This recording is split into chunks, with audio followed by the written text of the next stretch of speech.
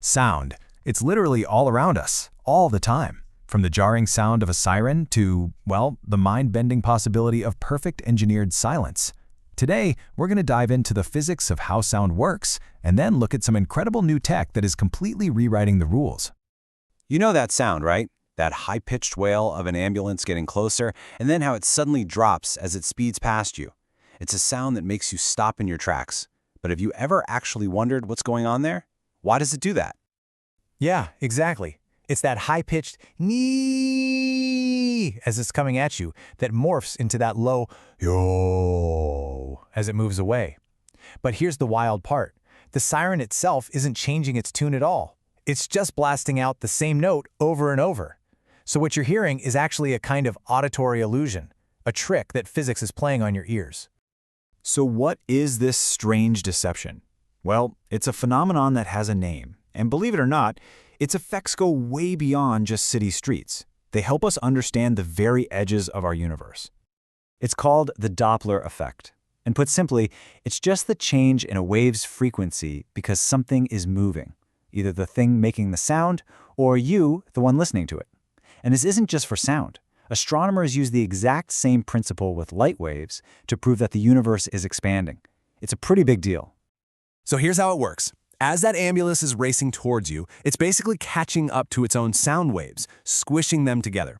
More waves hit your eardrum every second, and your brain interprets that as a higher frequency. That's your nee-nee. Then the moment it passes you and starts moving away, it's stretching those sound waves out behind it. Now fewer waves are hitting your ear, and you hear a lower frequency, and there's your yalla-woa. Simple, right? Okay, so the Doppler effect explains moving sound pretty well. But that kind of begs a bigger question, doesn't it?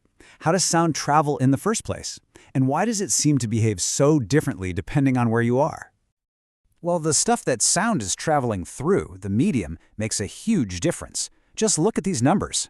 In air, sound zips along at about 331 meters per second, but put it in water and it's suddenly moving more than 4 times faster. And in a solid, like steel, it's an incredible 18 times faster. This is why you can put your ear to a train track and hear the train coming long before you'd ever hear it through the air. So, what gives? The first key ingredient is something called elasticity. Now, don't think of a rubber band. For physicists, elasticity is really about rigidity, how well something snaps back into shape. In a material like steel, the atoms are bonded together super tightly, so when a sound vibration hits them, they bounce back almost instantly, passing that energy along at incredible speed. The second part of the puzzle is density.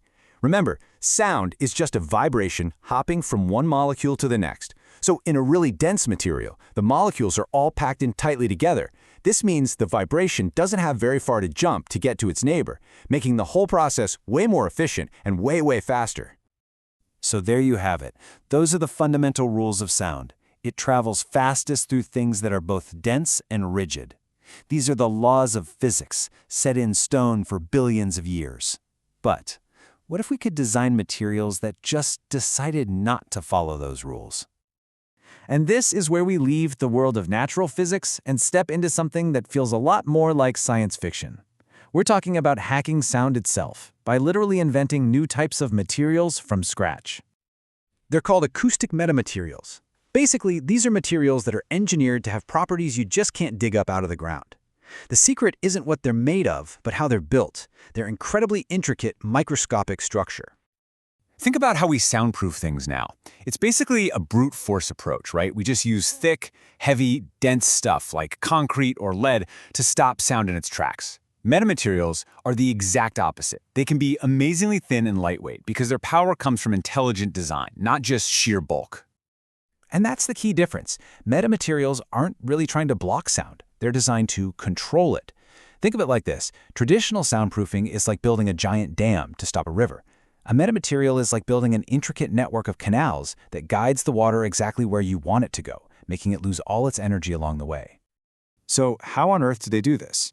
Well, on the inside, they're built with these incredibly complex structures, like tiny coiled mazes. These designs force a sound wave to travel a really long, winding path inside a very small space, which just sucks the energy right out of it. Plus, they use this clever principle called impedance matching. It's like creating a perfect smooth on-ramp for sound, inviting it in to get lost instead of just bouncing off the surface like a wall. Now, this ability to perfectly control sound isn't just a neat trick for a science lab. It's opening the door to a future with some absolutely mind-blowing possibilities. The potential applications are just staggering. We're talking about creating materials that can achieve virtually perfect sound absorption. That could lead to things like submarines with acoustic cloaking, making them totally invisible to sonar, or buildings that don't just block traffic noise, but actually capture it and turn it into energy. And on a planetary scale, we could theoretically design metamaterials to absorb and redirect the destructive energy of earthquakes and tsunamis. Just think about that for a second. Imagine our cities, some of the loudest places on Earth.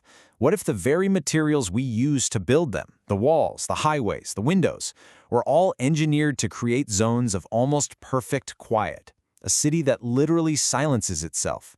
And that's the incredible turning point we're at. For most of human history, progress has been loud. Louder engines, bigger explosions, more noise. But now, for the first time, we're developing the tools to do the exact opposite, to engineer silence with surgical precision. It makes you wonder, right? What happens to our world when silence is no longer just the absence of noise, but something we can actually design and build?